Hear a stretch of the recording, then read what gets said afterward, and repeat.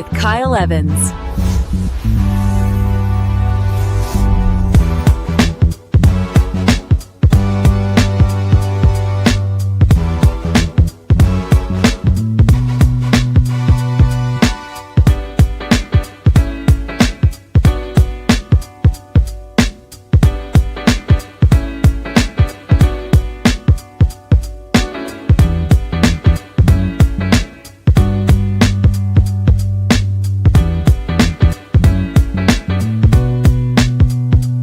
Grow with Kyle Evans.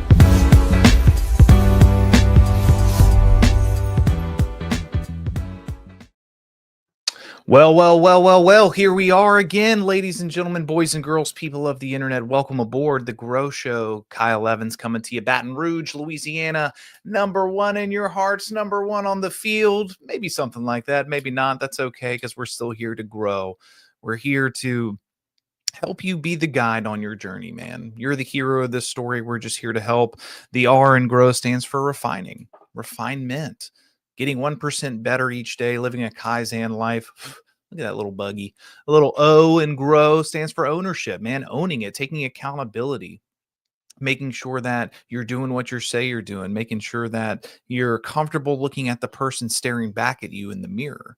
And then the W in GROW, as always, stands for wealth. And when we say wealth, yes, we do mean financially wealthy, but we also mean physically, emotionally, spiritually, just living a life of great abundance. That's what we mean when we say wealth. And those are the things we mean when we say grow.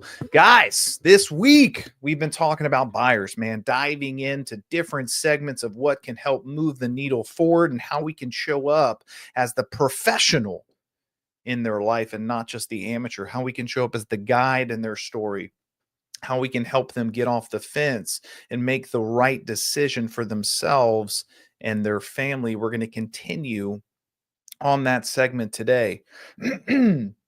Here's what I'm hearing from buyers every day, and this may sound familiar to you.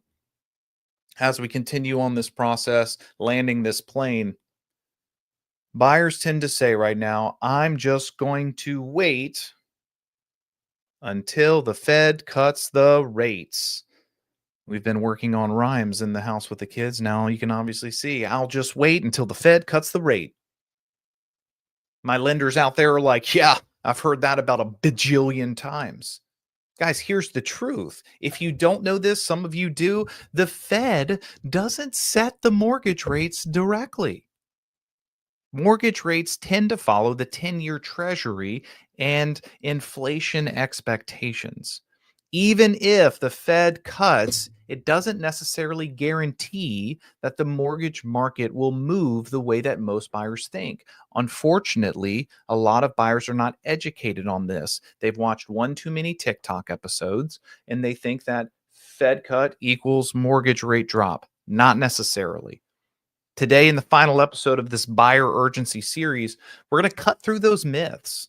We're going to build a 4-quadrant decision matrix, which I kind of like, so buyers see exactly what could happen. A lot of our clients are visual learners, and a lot of time we're just saying a bunch of words and not showing them. Then we're going to wrap the whole series together with the blueprint you can use in every buyer consult, no matter the market. Guys, stepping into this, let's talk about Fed myths and mortgage reality. The myth: Fed sets mortgage rates. The reality, as we just mentioned, mortgage rates follow 10-year Treasury yield plus inflation expectations. The Fed controls short-term rates, though, something like credit cards, auto loans, HELOCs. If the Fed cuts and inflation fears rise, mortgage rates actually can increase. If the Fed rises, but investors gain confidence, mortgage rates could drop. Think about it like this. The best way I could describe this without having to go into too much detail is the Fed moves the steering wheel, but the mortgages follow the road ahead, regardless of the steering wheel.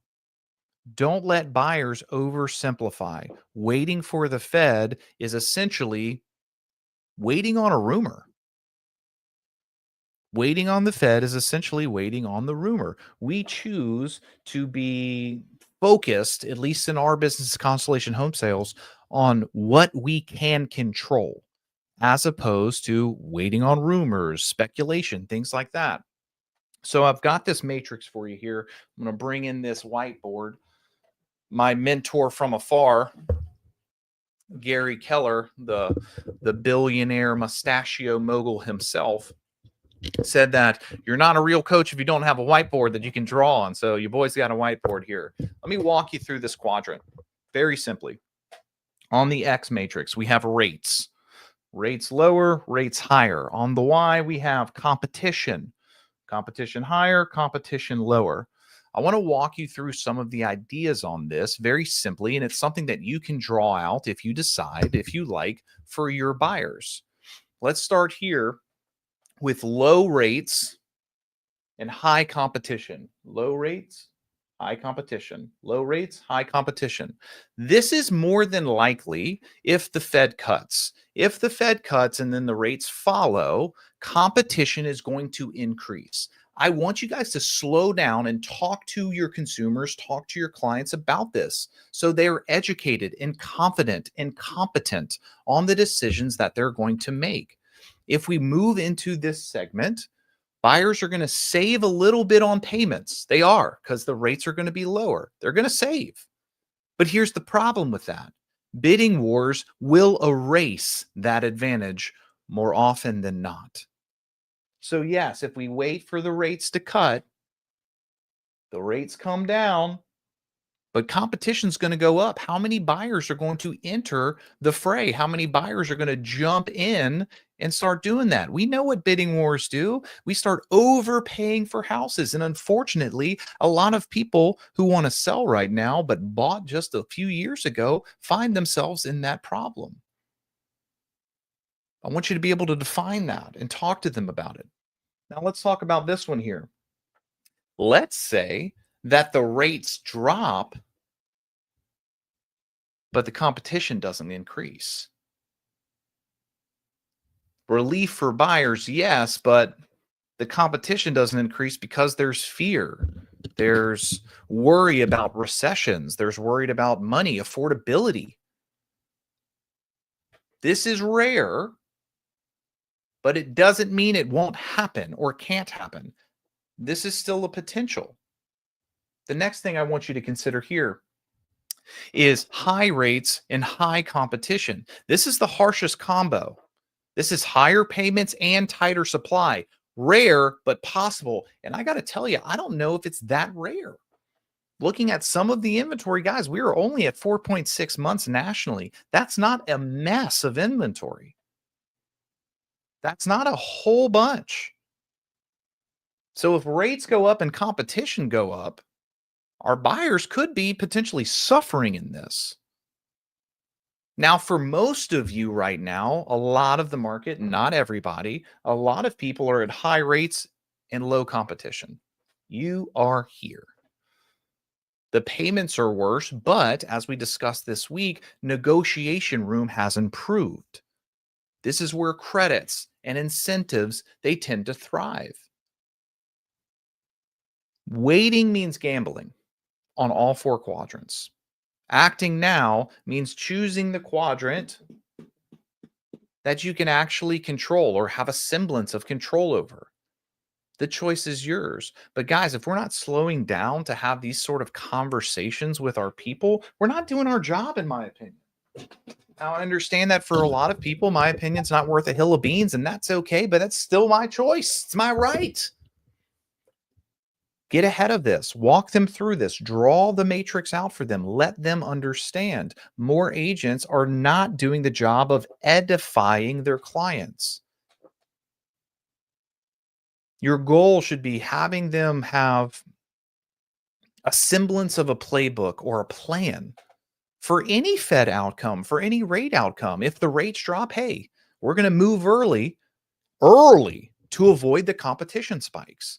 If the rates rise, we're going to go with one of the things we talked about this week. Hey, we're going to go target some builder incentives, maybe some spec homes, maybe some slow moving inventory, maybe some homes on the MLS that are getting rusty and dusty. If the rates stay flat, we're going to use the window of clarity to buy with confidence. Ladies and gentlemen, boys and girls, people of the internet, we don't control the Fed. We don't control mortgage rates. But what we do control is when we buy, what incentives we negotiate or capture, and how we plan for what comes next. Some ideas on conversations that you could be having with your people is bringing reality to the Fed, saying something like, the Fed doesn't set your mortgage rate, the market does. Waiting on the Fed is like waiting on a rumor. Walk them through the matrix. Every quadrant, every single quadrant has its pros, its cons, its risks, its reward. Which risk are you most comfortable with?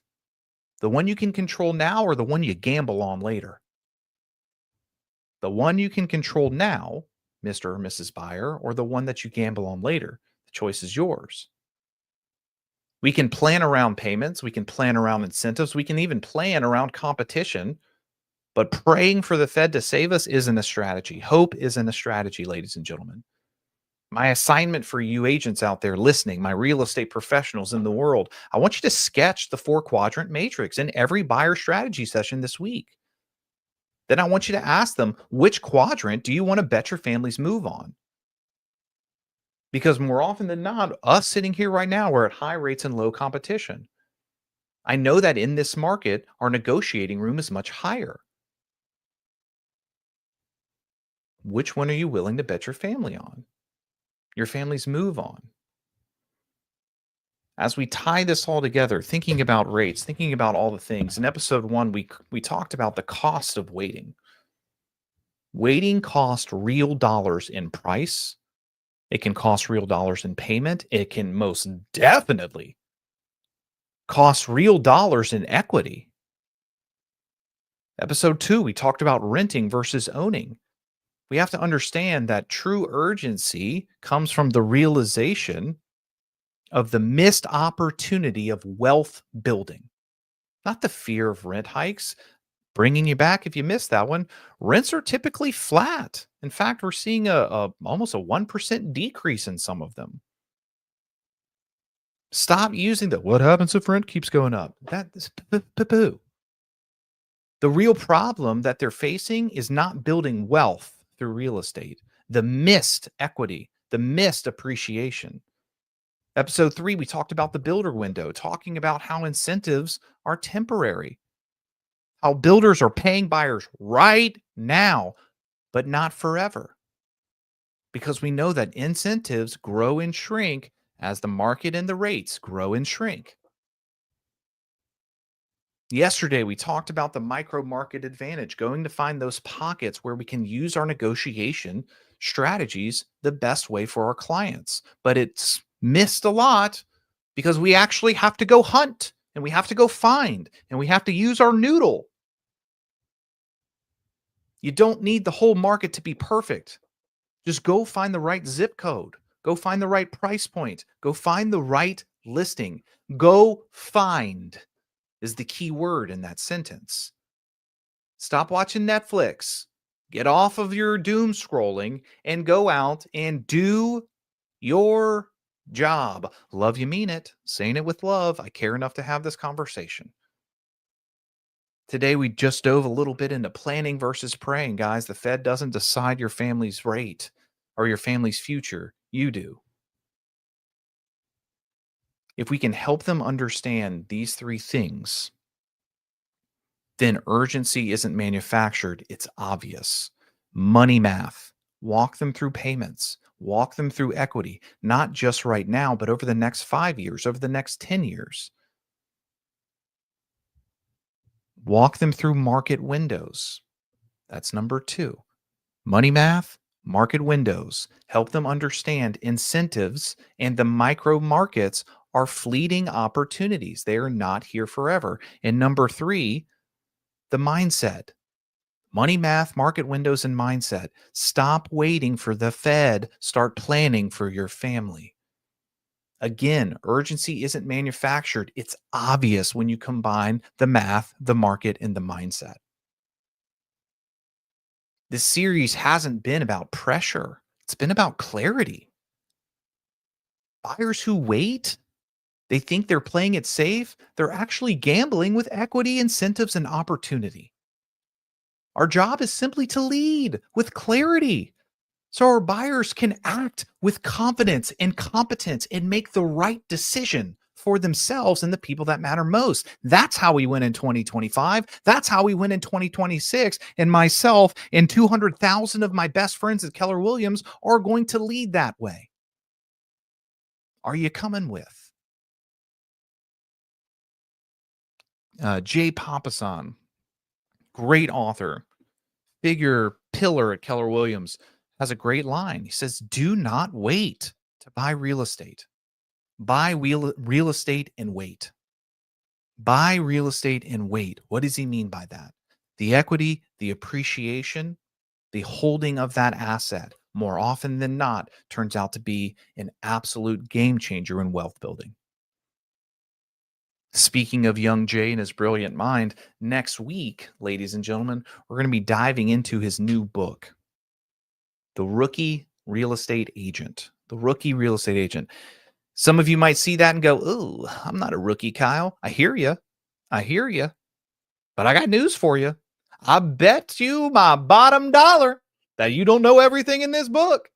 I can bet you again that you ain't following everything in this book that you should. So we're going to go through this. We're going to comb through his pages of wisdom and graphs and math and make sure that we are honoring our business and make sure that we are setting ourselves up for success moving out of 2025 and moving into 2026. We're going to dissect this tome. We're going to make sure that we're running a business and not just have a hobby.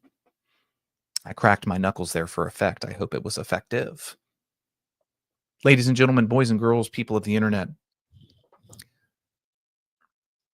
my mission, my goal is to have you do the work, to have you learn the strategies, to have you learn the industry, to have you meet your buyers where they are. Go back and watch some of these episodes. Go back this week and look at some of the strategies we laid forth. If you want to dive into some more, shoot me a message, pop me an email. If you have some questions, I would love to clarify for you. But I can't help you if you don't ask. And you can't grow if you don't do the work. You've had 5 days of knowledge around buyer urgency. Sometimes that can be like drinking from a fire hydrant. Go pick one thing. Focus on that, whether it's the builder incentive play, building a builder blueprint map for all of your buyers, understanding the micro markets. Go to the renters, man. So many agents now are just poo-pooing renters because they don't pay enough right now. Renters become buyers. And it's not just about the one person. It's about the levels of separation and all the different people that they know as well. Go out and do the right thing, buy them, and watch as your business explodes in 2025 and 2026. It is a privilege and it is an honor to hang out with you every single morning. I want you to understand that. And I'm grateful for each and every one of you that reach out. I'm grateful for each and every one of you that spend every morning, some mornings, barely any mornings with us. Thank you. And let's go get some today. Let's go have a great Friday. Let's go have a great weekend. And let's spend 30 minutes, maybe an hour, studying some of the things, studying some of the tactics that we talked about this week so we can show up better for ourselves, better for our teams, and guys, better for our community. The choice is yours, and I trust you'll make the right one. As always, love you, mean it. Coach Kyle Evans signing off this week. See you next week again as we start to break down The Rookie Real Estate Agent by Jay Papasan. See you later.